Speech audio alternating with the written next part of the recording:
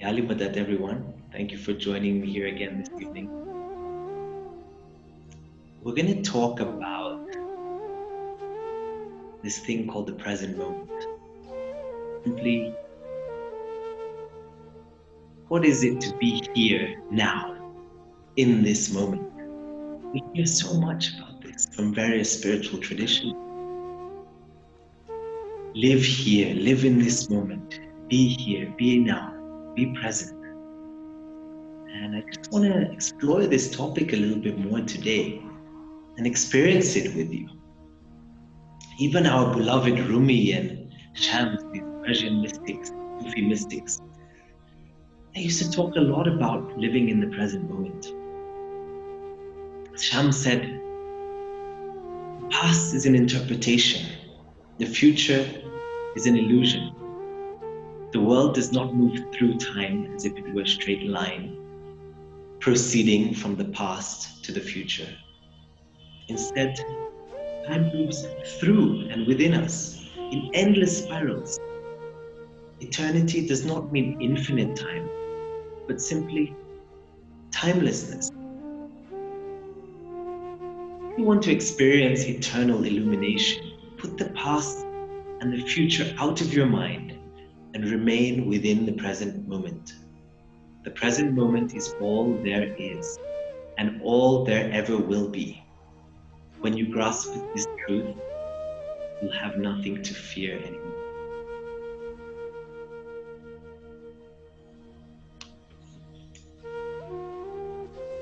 So I want to just tell you a story, a short story. I started to coach people on mindfulness, on being present.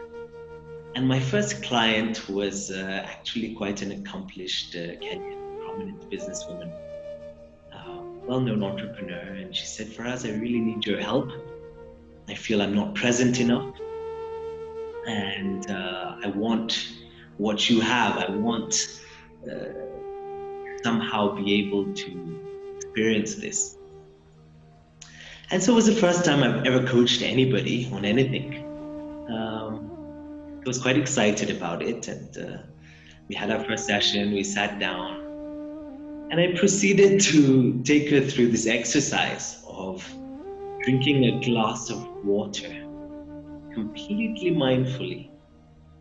So looking at the glass, lifting it up, feeling the weight of the glass in my fingers, taking it up to my mouth, sipping the water, feeling the taste of the water, feeling it slip through my throat and down.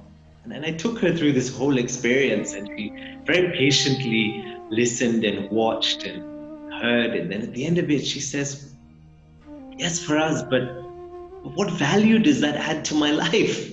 You know, I don't have time to sip a glass of water mindfully. Like, what's in it? What's in it for me? What value does that add? And of course, it was an excellent question. And I'd like to attempt to answer it here with you. And that is, I think we're all looking for the same thing. I think we're all looking to be happy. We're all looking to be more peaceful. We're looking to be joyous. We're looking to be content, or to have some sense of inner peace. And we might just go about it very differently. So some of us might look for that happiness in the new job they're applying for, or in their business. When they hit a certain target, they will be peaceful, they will be happy. Some of us look for that in a relationship partner. Some of us look for that in maybe status, maybe a new title. Whatever we look for it in, we generally look to the future. We generally look at our current state and we say, this is not enough. I'm not good enough yet. And that's why I can't drop down into happiness or peace. And I need that thing, need that accomplishment, and then I'll be happy. And I want to just challenge that a little bit and say, maybe that thing will give you satisfaction. But you don't need to wait until you have that thing before you drop into happiness, peace. And these are available to you in this moment. I promise you, they are available to you in this moment. So it's like we are sitting on top of this huge treasure and we don't even know about it. So to go back to my friend, my client that I was coaching, the reason we need to learn how to drink that glass of water consciously is because that is a practice of being present. And in practicing being present, we can find true joy, true happiness in any moment. You might be asking, well, what does that mean? Then I won't have any motivation. If I find happiness and peace right now, why do I need to strive? Why should I reach my goals and my objectives? And I just invite you to try it anyways and say, well, let me try this. If I have access to this right now, I may choose very different things to strive after. So I'm not saying that striving will stop or motivation will stop, but you may be grasping onto them a little bit lighter. It won't be such a neediness about trying to obtain or achieve those outcomes anymore. And the ironic thing is they come to you easier when there's less grasping. Or you may choose different things to strive after. That's why it's so important to attempt to practice living in the present moment.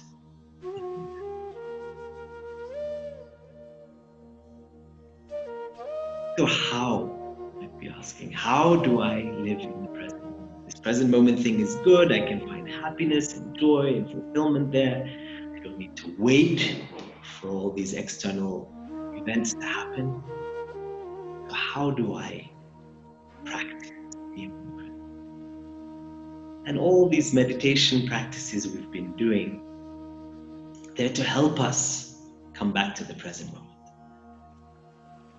So some of the practices we've done have been more around focus, anchoring on your breath, or anchoring on the emotion, body, the sensations in you. So today I'd just like to practice something called open awareness. Open awareness simply means we're just going to allow whatever is present in our experience to come up. That might be a thought, it might be an emotion, it might be perception, a sense perception, you might notice a sound or a smell. And we're just going to allow it to be there, but we're not going to cling on to it. We're just going to let it pass. That's it. So we're not focusing here on a breath. And I'm explaining to you this now because I don't want to talk during the meditation. I just want you to be able to drop down into it and practice. So things will come up, thought, emotion, sense perception, and all you're going to do is note it.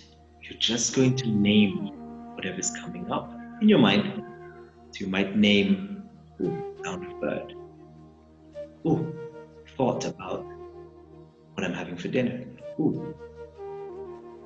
Yeah. And one way of thinking of this is the supermarket scanner. Yeah, and I know you're all being careful, you're staying home, you're trying not to go to the supermarket very often, trying to get your online deliveries. But remember the days of the supermarket and the till, the checkout. Load all your groceries on and the checkout attendant will put something over that infrared scanner. Yeah, and it go beep, beep. So she do breakfast cereal, okay? Beep. ketchup, beep, mayonnaise, beep. And just notice, and now imagine you are that scanner. The scanner is not holding on to the item of 5 items ago. When it's scanning the mayonnaise, it's not thinking about, the French beans. It's not thinking about what you ordered before, what you put through them. So just imagine you're the supermarket scanner and just have fun with it. Just name it and let it go. Name it and let it go. The whole point is you're not going into the story.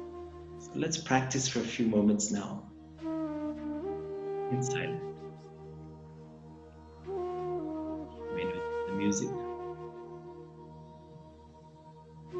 Feel free to drop into a comfortable position. Feel free to close your eyes. And now just notice and name and let go.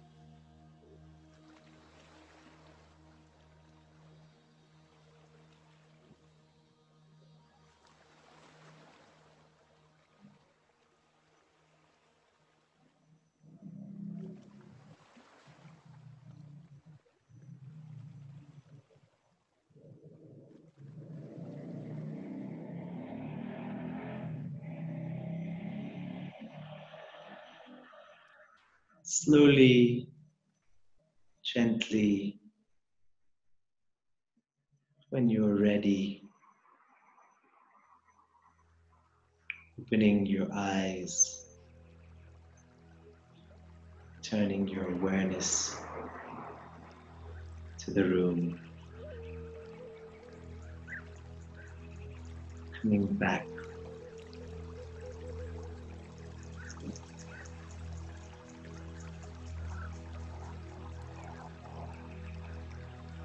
So I hope that was an enjoyable experience for you. I hope you managed to touch the present moment just by noticing what was arising in the moment and not going into a big story about it.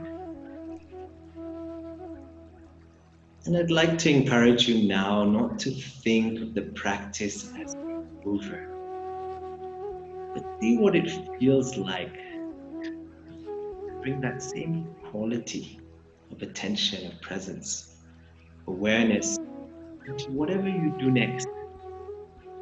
If you're about to have a lovely meal with your family, and just see what it feels like to be present, to truly taste and savor the food, to truly listen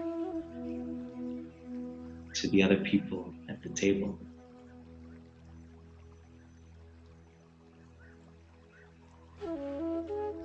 Thank you for spending this time with me this evening. Yali Madan.